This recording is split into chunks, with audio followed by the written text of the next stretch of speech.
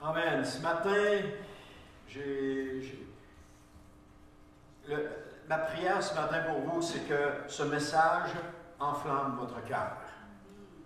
Qu'il mette le feu. Le titre du message, c'est « Un feu brûle en moi ».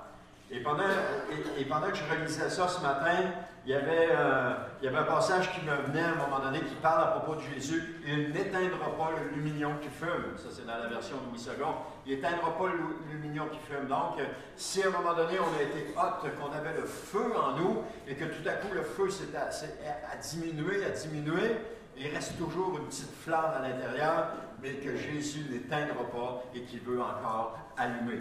Donc, un feu brûle en moi. Il n'est peut-être pas gros, mais encouragez-vous, il est là. Il brûle. C'est comme le pilote sur un poêle au gaz ou sur une fournaise au gaz ou une fournaise à l'huile. Le pilote, c'est la petite flamme en bas. Qu'est-ce qu'elle attend? Elle attend juste l'arrivée du gaz pour s'enflammer et puis apporter le chauffage qu'on a besoin. Alors, c'est la même chose. Des fois, le feu en nous, c'est seulement le pilote qui fonctionne, mais à un moment donné, ça doit s'embraser. Le passage de référence, c'est dans Ésaïe, chapitre 62, le verset 1, qui dit « Oui, pour la cause de Sion, je ne me tairai pas, et pour Jérusalem, je ne me donnerai aucun repos, jusqu'à ce que sa justice paraisse comme brille l'aurore, et son salut comme un flambeau qui brûle. » Donc, le feu qui brûlait en moi, je le dis bien au passé, peut être attisé à nouveau. Amen. Francis Frangipane a dit « L'Église a trop longtemps suivi Gaspard, le fantôme amical, au lieu de chercher le feu du Saint-Esprit. Nous sommes devenus mous à la pensée de notre propre croix. Nous nous évanouissons quand nous pensons à la souffrance et au sacrifice. Bien-aimés, il est temps d'embraser le feu de la présence de Dieu. C'est le feu qui purifie notre sacrifice. » Amen. C'est le feu qui purifie notre sacrifice. Et vous voyez sur la cédale, j'ai mis du feu en masse. Un jour, un pasteur amena une prédication à toute son assemblée comme à l'habitude. À la fin de son sermon, il était perplexe et se demandait si le message avait été reçu par des croyants. C'est souvent la réponse qu'on se demande, Seigneur, est-ce qu'ils l'ont reçu, mon message? Alors il a demandé à sa femme, il dit, penses-tu que j'aurais dû mettre plus de feu dans ma prédication? Et sa femme, qui a toujours été honnête avec lui, lui a répondu, c'est ton sermon que tu aurais dû mettre dans le feu. Si le feu de Dieu ne brûle pas dans le cœur d'un prédicateur, il ne peut pas amener un message qui enflamme. C'est impossible. La même chose, si le feu ne brûle pas dans le cœur d'un croyant, il ne peut pas amener une personne à Jésus. Il ne peut pas allumer les autres personnes autour. On n'embrasse pas une forêt avec rien. Donc, ma prière, c'est que ce message, comme je vous ai dit tantôt, enflamme votre cœur ce matin. Ce n'est pas un message de sentiment, mais de la parole de Dieu. C'est pas parce que les sentiments sont comme la paille. Vous savez, vous mettez le feu à la paille, vous ne chaufferez pas une maison avec la paille. Hein? Si vous mettez de la paille dans un poêle à bois, vous allumez ça, ça va faire pouf, puis ça va s'éteindre. Vous ne chaufferez pas une maison non plus à force d'envoyer du gaz. Pouf, ça s'enflamme, ça s'éteint, ça arrête là. Ça, c'est les sentiments. Ils sont comme un feu de paille. Il enflamme les cœurs rapidement, mais il s'éteint aussi rapidement. Alors, le feu de la parole de Dieu, c'est lui qui enflamme les cœurs. Puis le feu de la parole de Dieu, il ne s'éteint pas facilement. Vous allez voir dans le message. Parce que le feu de la parole de Dieu, il est comme un poêle à combustion lente. Vous l'alimentez, il brûle lentement, puis il fournit beaucoup de chaleur. Puis longtemps. Mais c'est aussi un feu que nous devons entretenir. Parce que si on ne rajoute pas de bois, ben, ça va s'éteindre. À un moment donné, il faut entretenir. Alors, lorsque nous donnons notre vie à Jésus, la première chose qui vient en nous, c'est un feu intérieur. Un feu pour sa parole, un feu pour la prière, un feu pour la louange, un feu pour le témoignage, un feu pour obéir à Jésus, un feu pour chercher sa présence. Il y a un feu à l'intérieur de nous. Et ce feu-là, il brûle en nous. Si vous vous souvenez, lorsque vous êtes venu au Seigneur au début, quel feu que vous aviez à l'intérieur de vous, ça brûlait. Vous aviez envie de le partager. Vous aviez envie d'être là, puis de le partager, puis de partager ce que vous aviez en vous. Et ce feu qui brûle en nous a été allumé par le Seigneur Jésus à la nouvelle naissance. Mais nous devons continuer de l'entretenir. Parce que ce feu, si nous ne l'entretenons pas, il va s'éteindre, s'éteindre, s'éteindre, il va devenir seulement un petit lumignon. Mais malheureusement, comme j'essaie de le dire, c'est qu'avec les années, le feu s'éteint lentement. On justifie cela par « Ah, mais c'est de la sagesse. » Désolé. L'ardeur pour Christ diminue et va jusqu'à s'éteindre. Ce n'est pas de la sagesse. C'est de l'ardeur qui n'est plus là. C'est un feu qu'on n'alimente plus. Un feu, ça ne brûle pas indéfiniment. Et surtout s'il n'est pas alimenté. Un jour ou l'autre, il finit par s'éteindre. Alors, la question de ce matin, c'est comment garder ce feu actif en nous? Comment faire en sorte que ce feu continue de brûler en moi, comme il brûlait au début? Ou faire en sorte que ce feu recommence à brûler en moi, comme il brûlait au début? Et que j'ai pensé que je devenais sage quand mon feu s'est éteint. On va regarder quelques points qui concernent le feu. On va regarder ce que la parole nous dit concernant le feu à l'intérieur. Et comme j'ai dit tantôt, ce n'est pas un message émotionnel. Ce n'est pas un message d'émotion. Ce n'est pas un message qui excite les sentiments seulement. C'est un message qui va vous permettre d'alimenter le feu en vous. Un message qui excite les sentiments, je l'ai dit tantôt, c'est un feu de Pâques. Je me souviens, on allait à l'église des fois le dimanche soir, et puis là, il y avait un message. Oh, il était tout en feu, puis là, on sortait de là, on était tout en feu. Le lendemain matin, il ne restait plus rien. On était redevenus ce qu'on était avant. On s'en allait la tête basse au travail, puis ça ne nous tentait pas d'y aller. Le feu qu'il y avait là, qu'on avait reçu la veille, on était tout enflammé. Waouh, waouh! Il était complètement disparu. Ça s'appelle un feu de Pâques. La Bible dit que nous sommes le temple du Saint-Esprit. Et vous savez que dans le temple, il y avait l'autel des sacrifices. Dans le temple de Jérusalem, etc., il y avait l'autel des sacrifices. Et sous cet autel, il y avait un feu qui avait été allumé par Dieu lui-même. Ce n'était pas un feu étranger, c'était un feu que Dieu avait allumé. Et les sacrificateurs ne devaient jamais laisser ce feu s'éteindre. Et la Bible dit que nous sommes ces sacrificateurs, des sacrificateurs. Et que nous sommes dans nous sommes le temple du Saint-Esprit. Donc nous avons comme responsabilité de ne pas laisser ce feu s'éteindre. Mais de temps en temps, on laisse ce feu s'éteindre, et là, on va chercher du feu étranger pour alimenter l'autel des sacrifices. On va alimenter ce feu-là avec les choses du monde, en pensant que c'est le feu de la parole de Dieu. Malheureusement, c'est du feu étranger. Le feu que Dieu avait allumé devait être entretenu 24 heures sur 24. Il ne devait jamais s'éteindre. On a d'ailleurs un sacrificateur qui l'avait éteint, puis qui a pris du feu d'ailleurs, et qui est venu l'alimenter, et il l'a payé de sa vie. Il en est mort. Parce que Dieu avait dit que non. On va voir comment on va entretenir ce feu. On va voir quelques points ce matin. Le premier, on commence au début, c'est Christ est venu pour l'allumer. Dans Jean chapitre 12, verset 49, il dit « Je suis venu jeter un feu sur la terre, mais comme je voudrais qu'il soit déjà allumé. » Jésus, à ce moment-là, il parle à ses disciples. Il dit « Je suis venu pour jeter un feu, mais le feu n'était pas encore allumé. » Il est venu pour jeter un feu sur la terre. En d'autres mots, il est venu préparer il est venu préparer tout ce que ça prenait pour que le feu s'embrase. Jésus est venu préparer tout ce que ça prenait pour que le feu s'embrase. Comme David avait tout préparé pour la construction du temple, il avait préparé tous les matériaux. Alors Salomon avait seulement à utiliser les matériaux, en tout cas une grande partie des matériaux, pour construire le temple. Et ce feu s'est embrasé, le feu de Jésus s'est embrasé après la résurrection de Christ.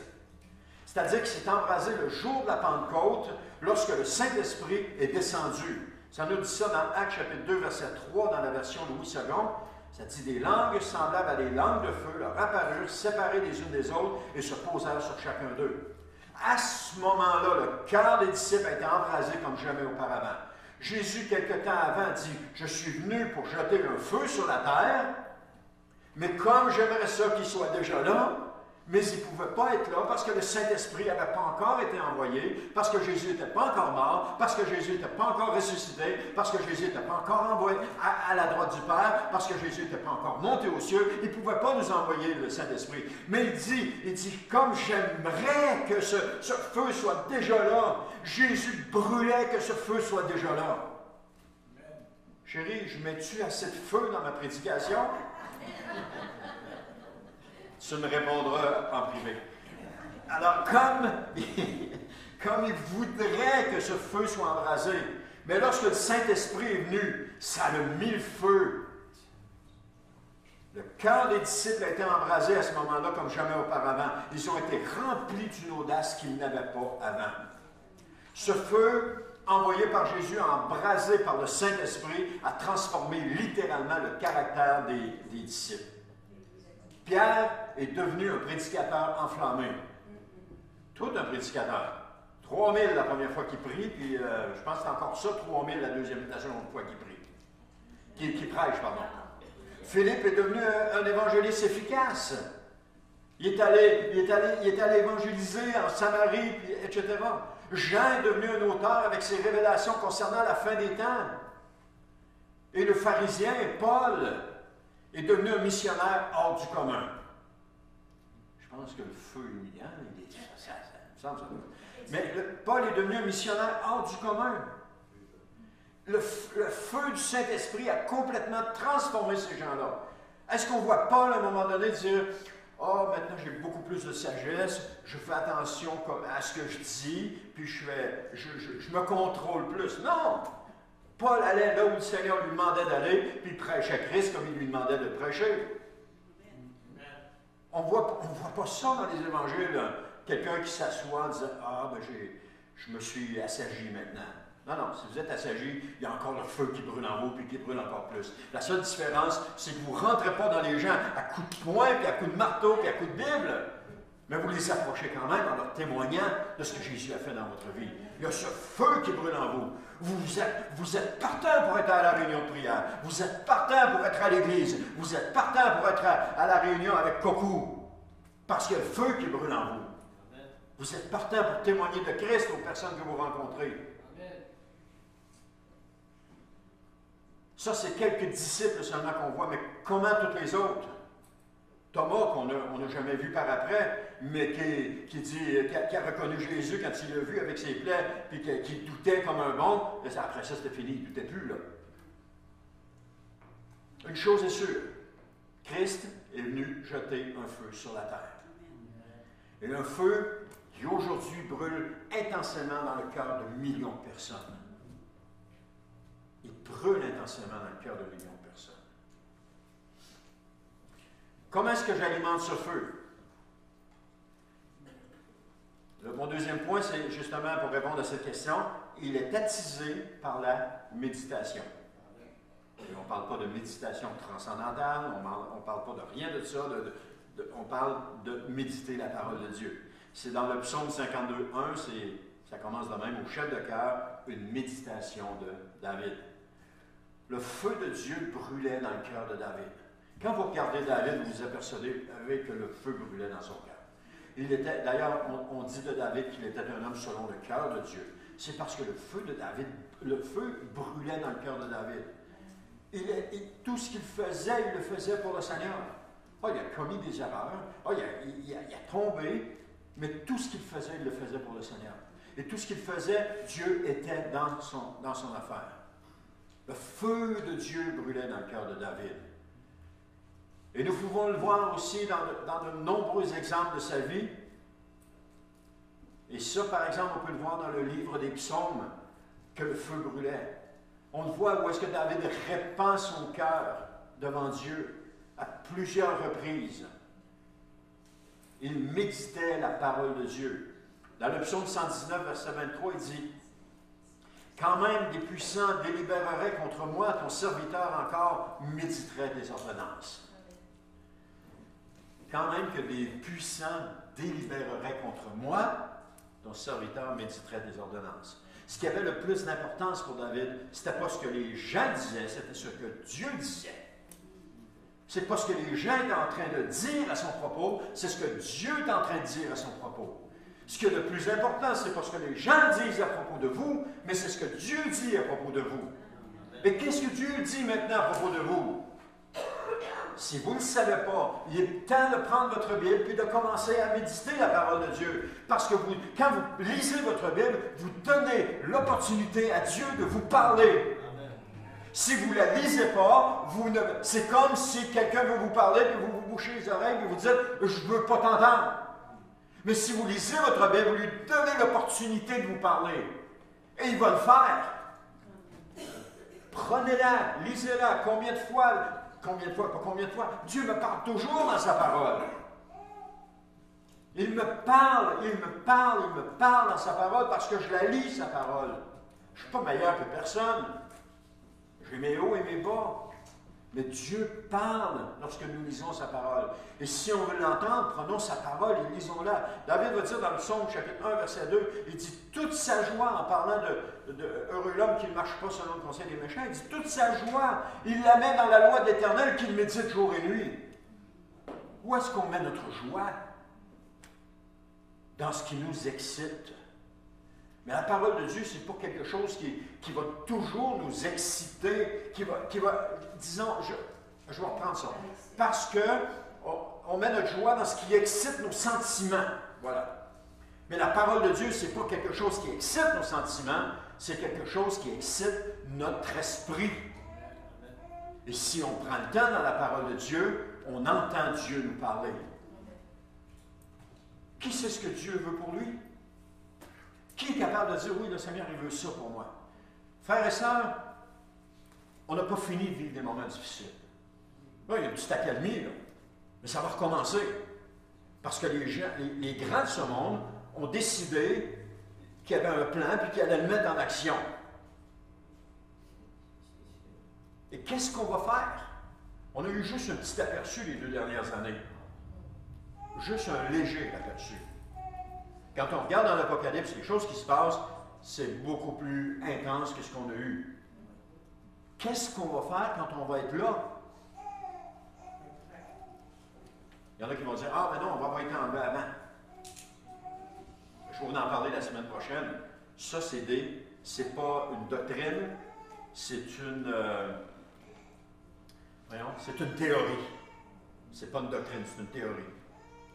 Mais si on est là, comment est-ce qu'on va passer ces moments-là? Comment est-ce qu'on a passé les moments, les dernières 2 années, comment est-ce qu'on les a passés?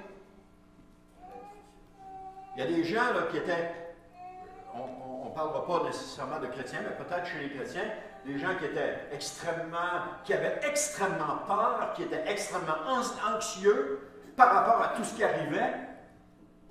Je me souviens d'avoir été à l'épicerie une fois, puis d'en voir un se laver les mains, là, puis mais encore, puis on lave les mains, là. Oh! C'était pas un chrétien, là. Mais était où notre confiance en Dieu? Et là, les prochaines choses qui vont arriver, elle va être où notre confiance en Dieu? Parce qu'on n'a pas fini. Pensez pas. Ah, je vais en parler la semaine prochaine. Soyez là la semaine prochaine. C'est un autre message que le Seigneur va donner qui va vraiment parler à votre cœur. Méditer la parole de Dieu, c'est ce qui alimente le feu en nous. C'est ça qui l'alimente. Ce n'est pas des sentiments qui l'alimentent. C'est de méditer la parole de Dieu. Méditer un livre autre que la parole de Dieu, c'est un peu comme un feu étranger. Si vous mettez la parole de Dieu de côté pour vous concentrer dans des livres, c'est un peu comme un feu étranger. Je ne dis pas que les livres, si on parle de livres chrétiens, c'est pas bon, c'est excellent, et ce sont des enseignements qui nous sont donnés, mais ils ne doivent jamais prendre la place de la parole de Dieu. Jamais. La parole de Dieu doit toujours avoir la priorité. Mais ça nous arrive, des fois, on prend d'autres choses, on s'en va dans d'autres choses. Mais ça ne devrait jamais prendre la place de la parole de Dieu. Et si on remplace la Bible par des livres chrétiens, là, il y a un problème. C'est ça. On peut lire un livre chrétien, il n'y a pas de problème. On peut le lire. Mais il ne peut jamais remplacer la parole de Dieu. Je me souviens d'une illustration dans un livre sur la biographie que j'ai lue de Smith Wigglesworth. Je me souviens de ce qu'il disait, que l'auteur disait, et que Smith Wigglesworth passait beaucoup de temps dans la parole de Dieu, et que quelqu'un était allé le visiter, puis il avait dit, un jeune pasteur était allé visiter, ça fait qu'il est rentré dans la maison, puis Smith Wigglesworth a dit, écoute, il dit, avant de parler, il dit, on va prier un peu. Il dit, on priait 1 heure de temps. Il dit, on va prier un peu. Et là, après que ça était fini, il a levé la tête, il a regardé, il dit, je pense qu'on va prier encore un peu. Il a encore prié 1 heure. Il a prié 2 heures. Avant qu'il pose la question, il dit, oui, pourquoi tu es venu? Imaginez, là. Ce gars-là passait du temps. C'est pas pour rien qu'il faisait des miracles et tout ça, parce qu'il passait du temps dans la parole de Dieu, il passait du temps avec le Seigneur. Et si on pouvait tous en passer comme ça, bien entendu, on n'est pas Smith Wigglesworth, on est ce que l'on est, et le Seigneur se sert de nous dans ce que nous sommes. Okay? Essayons jamais d'être quelqu'un d'autre. Parce que si on essaie d'être quelqu'un d'autre, on va passer à côté. Là. Soyons ce que nous sommes. Amen. Alors, méditer la parole de Dieu, c'est ce qui attise le feu en nous. Voulez-vous voir le feu attisé en vous? Méditez la parole de Dieu. Prenez du temps dans la parole.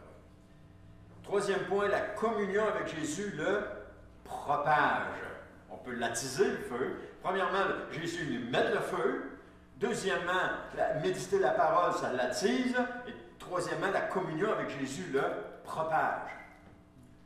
Dans Luc, chapitre 24, verset 32, ils se dirent l'un à l'autre, c'est les disciples sur le chemin d'Emmaüs, ils se dirent l'un à l'autre, n'avons-nous pas senti comme un feu dans notre cœur pendant qu'il nous parlait en chemin et qu'il nous expliquait les Écritures? Jésus est tout juste ressuscité. Il part justement de... Les disciples, ils savent que Jésus est ressuscité.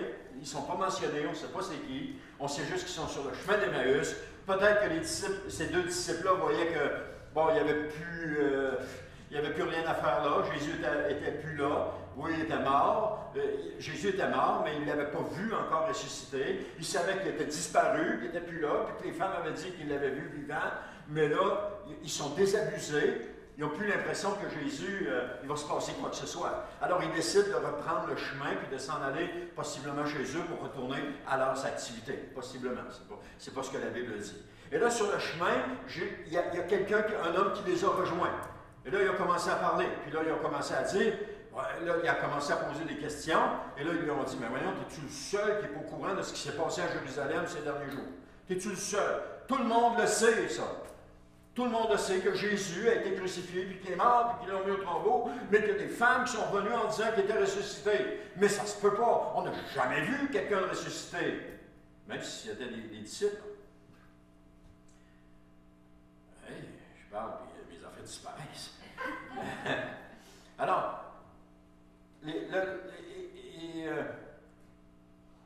alors, ils lui racontent ce qu'ils ont vécu, bien entendu, puis lorsqu'ils arrivent devant la maison, ils invitent l'homme à entrer avec eux. Mais là, ils ne savent pas que c'est Jésus encore. Ils n'ont aucune idée, là. Ils veulent peut-être continuer la conversation avec lui. Ils veulent peut-être continuer parce que ça leur fait du bien. Mais aussi parce que c'était la coutume à l'époque, tu ne laissais pas un étranger à l'extérieur. Tu recevais, lorsqu'un étranger se présentait dans la ville, il y avait toujours quelqu'un qui le recevait chez lui, qui lui donnait à manger, qui lui donnait une place à dormir. Et ce n'était pas comme aujourd'hui, tu vas à l'hôtel. Mais à cette époque-là, c'était comme ça. Donc, tu ne laissais pas un étranger à l'extérieur de soi. Alors, l'homme accepte, mais ce que les disciples ne savaient pas, c'est que cette rencontre-là allait changer leur vie. À tout jamais. Parce qu'une rencontre avec Jésus change notre vie à tout jamais. Même lorsque nous venons à Jésus, puis qu'on demeure chrétien, puis qu'on persévère dans la foi, ça change notre vie à tout jamais. Mais des gens qui viennent à Jésus, puis qui abandonnent le Seigneur Jésus, ça a quand même changé leur vie à tout jamais. Comment est-ce qu'ils vont faire pour oublier tout ce que le Seigneur a fait pour eux? Ils ne pourront jamais l'oublier. Et puis, ils ne pourront jamais l'oublier parce que le Seigneur ne les lâchera jamais. Parce que Dieu est extraordinaire pour ça. Il est extrêmement persévérant. Il va toujours leur rappeler. Hey, mais tu te souviens-tu? Tu te souviens-tu ce que j'ai fait pour toi? Tu te souviens-tu quand tu étais plus jeune, comment je t'ai parlé? Tu te souviens-tu que tu as déjà prophétisé dans l'Église? Ça ne peut plus sortir de là. Mais là, dans ce moment-là, non. On chasse ces pensées-là, mais Dieu revient encore à la charge. Puis il revient encore à la charge, jusqu'à temps qu'on dise, OK Seigneur, tu as raison. Et puis là, on vient au Seigneur. Combien de personnes ont quitté le Seigneur et sont revenus? Parce que le Saint-Esprit a continué de leur parler. Dieu ne les a pas abandonnés. Dieu ne nous abandonne pas. N'oubliez jamais ça. Si vous tombez, Dieu ne se détourne pas de vous pour vous abandonner.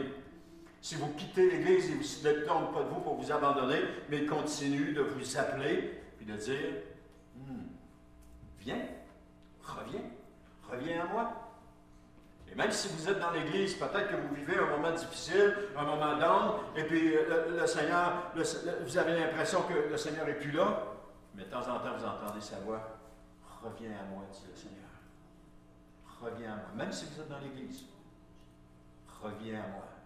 Parce que c'est dans la nature humaine de s'éloigner de Dieu. La chair, c'est un combat avec la chair. C'est dans la nature humaine. OK, je continue. Alors là, pendant le repas, ils ont réalisé que c'était Jésus ressuscité qui était devant eux. Et puis quand ils l'ont réalisé, clic, Jésus est disparu devant eux.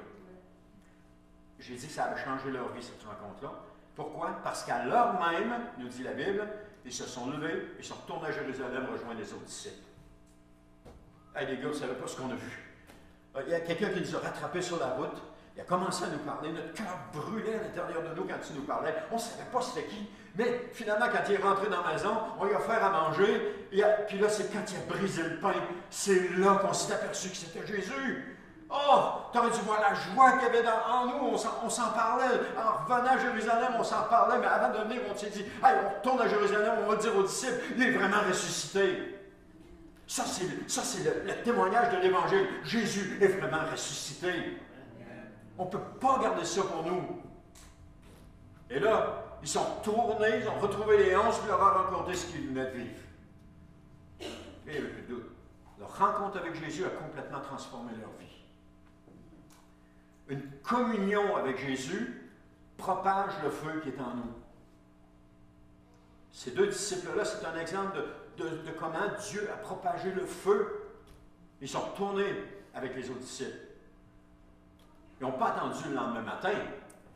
Oh, on va se calmer un petit peu, là. On est tous excités, on va se calmer un petit peu.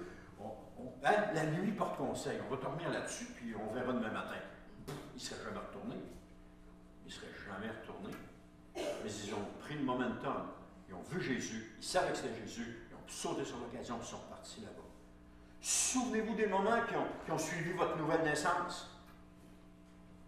Est-ce qu'il n'y avait pas un feu qui brûlait en vous à ce moment-là? Mais il est où ce feu-là qui brûlait? Je me suis posé la question, moi aussi dans ma vie. Il est où ce feu-là que j'avais à la nouvelle naissance? Il est passé où? On avait juste envie de partager ce qui venait de nous arriver. On avait rencontré Jésus, et on voulait le partager autour de nous. Je me souviens des soirées chez mes parents à leur témoigner de l'Évangile, chez mes beaux-parents à leur parler de l'Évangile. Je me souviens. Si on avait pu crier qu'on est de connaître Jésus, on l'aurait fait. Parce que cette rencontre avec Jésus a propagé le feu qui était en nous. Le feu que Jésus a allumé, ce n'était pas un feu étranger, c'était le feu de Dieu qui était allumé par Jésus. Et ce feu s'éteint parce que nous relâchons notre communion avec le Seigneur. Il y a des moments dans ma vie où est-ce que j'ai relâché ma communion avec le Seigneur et le feu a diminué. Et c'est là qu'à un moment donné, je voyais, ça m'arrivait de temps en temps de prendre la parole, et puis le Seigneur disait qu'il n'éteindra pas le lumignon qui fume. Il n'éteindra pas le lumignon qui fume. Y a-t-il un lumignon qui fume encore en vous? Jésus ne l'éteindra pas. Il ne l'éteindra pas. Tant qu'il y a de la vie, il y a de l'espoir. Tant qu'il y a de la vie, il y a de l'espoir. Et à ma connaissance, sauf quelques-uns qui ont les yeux fermés, là, les autres, vous avez l'air en vie. Hop, tous les yeux viennent de s'ouvrir. Alors, ce feu s'éteint parce que nous nous relâchons dans notre communion avec le Seigneur et non pas parce que nous avons acquis plus de sagesse. Et quatrième et dernier point, ce feu nous pousse à livrer le message. C'est dans Jérémie chapitre 20, verset 9, il dit « Et lorsque je me dis, je veux oublier sa parole et je ne parlerai plus en son nom, il y a dans mon cœur comme un feu qui m'embrase, enfermé dans mes os, et je m'épuise à le contenir, je n'y arrive pas. » Le feu en nous nous pousse à livrer le message.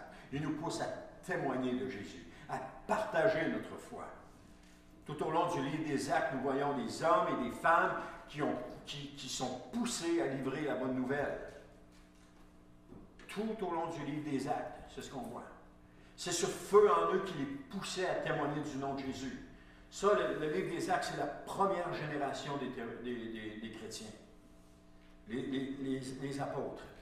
Après le livre des Actes, ça s'appelle les disciples des disciples. Et là, on commence à voir le feu qui s'éteint tranquillement. Et les disciples, il y a beaucoup moins de feu qui est là.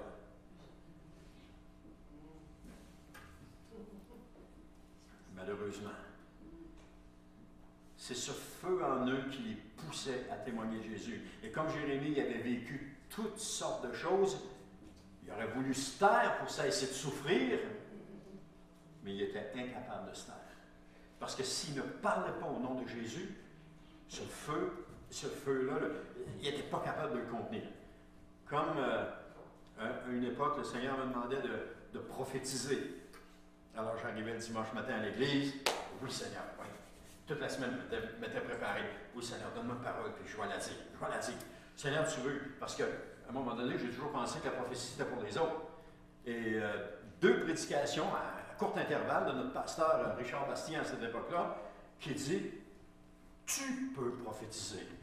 Les 2. Donc là, j'ai reçu le message de la part du Seigneur que oui, je pouvais prophétiser. Alors là, je me prépare. Oui, Seigneur, donne-moi une parole, puis je vais le dire. Donne-moi une parole, puis je vais le dire. Et là, on est dans la louange, là, puis là, je ne suis pas concentré sur les chants, je suis concentré sur donne-moi une parole, Seigneur, puis je vais le dire. Et là, il me vient un mot, puis parce que ça ne vient pas, ça ne descend pas comme ça, pour moi, l'impression que ça me donnait, c'est que ça montait du cœur vers la bouche. Il me vient un mot, mettons le mot joie. Je dis, non, c'est pas de Dieu certain, ça. Ça, c'est pas de Dieu. Non, c'est pas de Dieu. Puis là, il y a un combat pour ne pas le donner, la prophétie à propos de la joie que Dieu veut donner. Ah, c'est pas de Dieu, c'est pas de Dieu, c'est pas de Dieu. Et là, le temps de louange passe, le pasteur monte sur l'estrade, il commence à parler, et là, la condamnation descend. Il aurait dû le donner, c'était de Dieu. Tu vois bien que c'était de Dieu, il aurait dû le donner. Et là, je me sens mal, et je me mets à genoux. Je me mets à genoux spirituellement parlant, puis je demande pardon au Seigneur. J'aurais dû parler, Seigneur. Je te demande pardon, tu me l'avais donné, puis j'aurais dû parler. Dimanche prochain, Seigneur, je vais le faire. Dimanche prochain arrive. Et là, je suis prêt toute la semaine. Je dis, Seigneur, donne-moi-le. Je ne ferai pas comme la dernière fois. Donne-moi-le, puis je vais parler. Et le dimanche prochain arrive. Là, il y a un mot qui monte en moi. Et non, c'est pas de Dieu certain, ça. Ça se peut pas. Non, c'est pas de Dieu. Là, il y a le combat qui commence pour ne pas la donner. Et puis après ça, il y a eu, oui, là j'ai compris que c'était de Dieu, mais il y a eu, oh non, je ne suis pas capable. Je suis pas capable. Il y a eu ça. Ça a duré, je ne sais pas combien de mois. À un moment donné, je me lance. Il me donne un mot, puis je me lance. Je ne me souviens pas de la prophétie que je me souviens, que je me suis lancé, que je l'ai faite. C'est le silence. Il n'y a pas de personne qui dit Amen, gloire à Dieu, c'est le silence. Et le pasteur reprend la parole. Ah, j'ai dit ça, j'ai fait une belle gaffe. C'était pas de Dieu, je le savais que c'était pas de Dieu. J'aurais dû pas le 3 semaines après, il y a un frère, bien attentionné, aujourd'hui il est décédé, mais un frère que j'aimais bien, il me dit Ah, c'est vrai, j'ai oublié de te dire. T'aurais dû pas oublier parce que moi, ça fait 3 semaines que je me morfonds, là. Tu sais, la parole t'a donnée l'autre dimanche, là. Ben, il dit C'était pour une sœur, une telle, elle m'en a parlé. Elle dit Ça l'a tellement béni. Ah! Là, j'ai compris. Là, j'ai compris. J'ai compris que je n'avais pas besoin d'attendre des amens et des acclamations pour savoir que c'était de Dieu. Mais là, j'ai compris comment ça fonctionnait et que Dieu pouvait se servir de moi pour la prophétie pour bénir quelqu'un. Et là, j'ai commencé. Là, j'y suis allé. Mais ça a duré des mois de lutte avec le Seigneur concernant la prophétie pour ne pas la donner. Aujourd'hui, je suis moins concentré là-dessus, à dire Seigneur, donne-moi une parole, mais je sais que quand je le fais, que je dis Seigneur, donne-moi une parole pour l'Église, donne-moi une parole. Et là, je sais que je vais en avoir une. Mais quand je fais ça, il faut que je me concentre de dire donne-moi une parole, et là, il y a tout le temps quelque chose qui va monter. Le Seigneur va en donner une.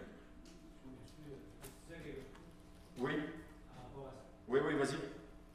Moi, c'est un peu le même principe. C'est un peu le même principe que tu fonctionnes, disons. Parce que je veux dire, quand je donne une parole, je demande au Seigneur. Il ne faut pas attendre que ça me garde combien de pas. Puis il faut se préparer justement mentalement, puis il faut être concentré sur ce que le Seigneur va nous faire. Je vous le dis parce que je veux dire, tout le monde peut le faire. Je l'ai déjà dit, ça, tout le monde peut le faire.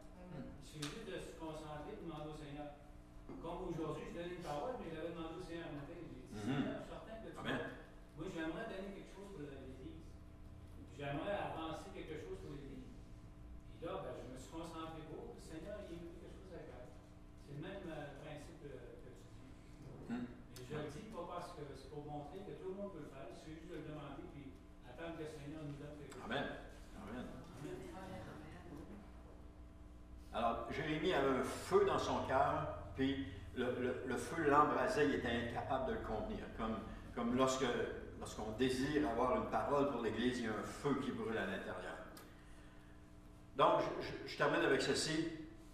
Paul ne pouvait pas ne pas témoigner de Jésus. Il ne pouvait pas. Même au début de sa conversion, comme tous les chrétiens, il était enflammé pour Jésus. On était tous enflammés pour Jésus. Mais ce feu-là, il brûle encore en nous. Il est encore là. Il y en a qui l'ont entretenu et qui continuent de brûler, mais il y en a d'autres qui l'ont laissé se diminuer, s'éteindre. Mais il est encore là. Il demande juste à être attisé à nouveau.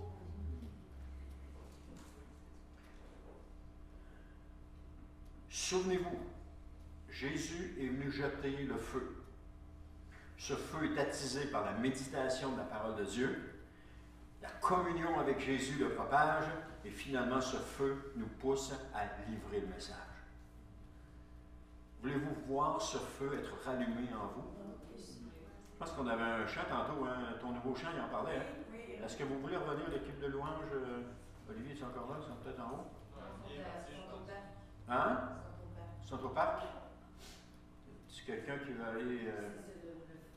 Hein?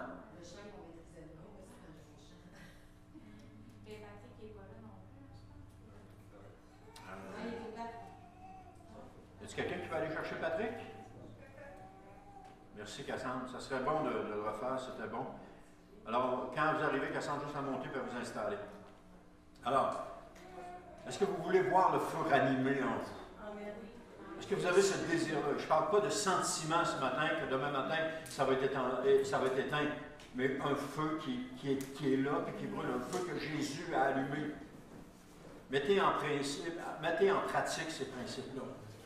Attisez le feu par la méditation de la parole de Dieu et puis passez du temps avec Jésus. Passez du temps dans sa parole. Dieu va agir. Vous savez, au début de notre vie chrétienne, ça bouge un petit peu, là. Au début de notre vie chrétienne, on avait au minimum 3 réunions par semaine. On en avait une le dimanche matin, une le dimanche soir, puis une le mercredi soir. C'est pas pour rien qu'on était en feu. Puis qu'on entretenait ce feu-là. Parce qu'on était à l'église régulièrement. Aujourd'hui, on a une réunion par semaine, puis, demande-en pas un autre dans la semaine, parce que là on n'est plus habitué à ça. On a perdu ça. Mon désir, ça serait qu'on retrouverait ça. Ça, c'est mon cri au Seigneur, qu'on retrouve ce genre, ce feu-là, qu'on se retrouve avec nos réunions, puis qu'on commence à brûler pour le Seigneur.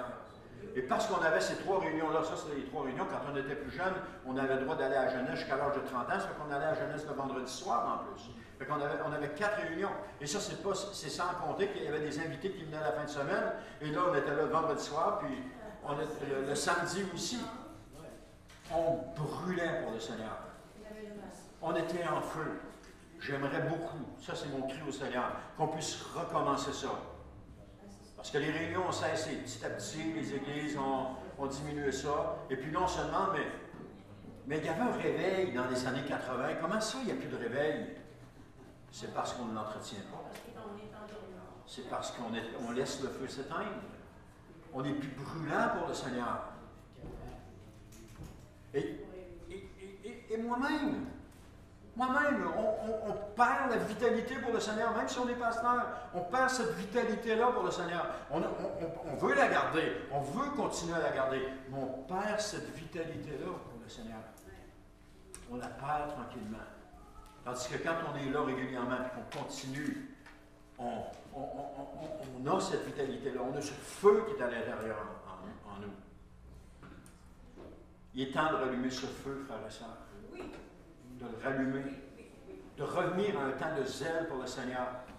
Parce que je vous l'ai dit tantôt, les années qui vont venir vont être encore plus difficiles que ce qu'on a connu les 2 dernières années. Pourquoi? Parce que le monde s'en va vers sa fin. Ça ne prend pas la tête à Papineau pour ne pas comprendre ça. Puis il ne faut pas être l'autre avec un polichinelle, j'ai oublié de hein? Un quoi? Ah, oui, c'est ça. Bref, il ne faut pas comprendre ça. On s'en va vers là. Et si on n'est pas brûlant pour le Seigneur, comment est-ce qu'on va passer à travers ça? Comment on va passer à travers ça? Ça, c'est la question qu'on peut se poser. La parole de Dieu nous dit, c'est Jésus qui dit, si ces jours n'étaient abrégés, il ne resterait plus de foi sur la terre. Il ne resterait plus personne. Ça veut dire qu'on va passer à travers des moments extrêmement difficiles. Et que le seul moyen de passer au travers, ça va être avec Jésus. De focaliser sur Jésus. Tu couperas ça de l'enregistrement. Pas sur la TV. Pas sur les nouvelles. Focaliser sur Jésus. Pas sur le monde. Parce que le monde ment. Il ne s'arrête pas de mentir. Il ne s'arrête pas. C'est pas croyable. Lorsqu'on se détache un peu de ces choses-là, puis qu'on dit, je vais aller voir qu'est-ce qu'ils disent, puis qu'on revient, c'est là qu'on voit. Là, c'est gros comme un truc. Là. On le voit. C'est pas ça qui va ranimer le feu en nous. Puis on a besoin de Jésus. C'est avec Jésus qu'on va passer au travers. Et sans Jésus, on ne passera pas au travers. Alors, je veux juste vous encourager, frères et sœurs, que ce message-là, ranimez le feu qui est dans vous. Retournez à la parole de Dieu. Retournez à Jésus. Puis pour ça, des fois, il faut délaisser des affaires. J'ai enlevé des applications sur mon téléphone. J'en ai enlevé parce que c'était distrayant et puis ça m'amenait pas à la parole de Dieu. Et hier, j'en ai encore enlevé sur ma tablette. Sur mon ordi que je les avais pas mis. Pour ne plus avoir ces distractions-là. Parce que le Seigneur me demandait. Je les ai enlevées. Les nouvelles, ça fait 2 ans que je ne veux pas écouter les nouvelles. Puis je veux. C'est une bonne nouvelle. Puis je ne veux plus les écouter. Parce qu'on ment. Ça n'arrête pas. La parole de Dieu, c'est la seule chose qui est la vérité absolue. Et Jésus est la vérité. Il le dit, chemin, vérité et vie. Jésus est la vérité. La parole est la vérité. Jésus est la parole. C'est tout attaché ensemble. Si vous voulez la vérité, la parole de Dieu est la vérité. Alors, je me suis déconnecté de ces choses-là. Et en me déconnectant de ces choses-là, je me sens beaucoup mieux. Beaucoup mieux. Mais à un moment donné, je regardais Twitter, j'étais tout le temps sur Twitter, je regardais tout le temps ce qui se disait. J'ai enlevé l'application Twitter sur mon téléphone. J'ai enlevé. J'ai dit, si je veux y aller, je vais faire un spécial pour y aller en passant avec mon ordi. Mais je n'irai plus comme ça facilement. La semaine passée, bon, on va aller voir ce qui se dit. J'ai juste ouvert, j'ai regardé, j'ai vu 2-3 affaires. Ah non, c'est plus pour moi ça. Fermez ça, je ne retourne pas là. J'ai enlevé l'application Facebook sur mon téléphone. C'est la même chose. Ça n'arrêtait pas. Peut-être. Mais ça n'arrêtait pas. Pour me rendre, je sais que la vérité, c'est Jésus. Et je ne veux plus rien d'autre que Jésus. Et Jésus seul. Parce que ce n'est pas Facebook qui va m'aider à passer à travers les moments difficiles qu'on va vivre. Ah, il y a des petites paroles encourageantes. C'est amusant, c'est bon. Mais ce n'est pas ça qui va m'aider à passer à travers les choses difficiles. C'est ma relation avec Jésus. Ma relation avec Jésus. Ma méditation de la parole de Dieu. Entendre le Seigneur me parler. Parce que quand on vit un moment difficile, le Seigneur dit « Persévère, je suis avec toi. » Wow. Ou quand on vit quelque chose qui n'est pas agréable, le Seigneur dit « Le Seigneur continue de nous encourager. Je t'aime plus que tout. » Il nous appelle son fils, il nous appelle sa fille. Et continue. Amen. On va juste reprendre le chant, puis après ça, je fais une conclusion.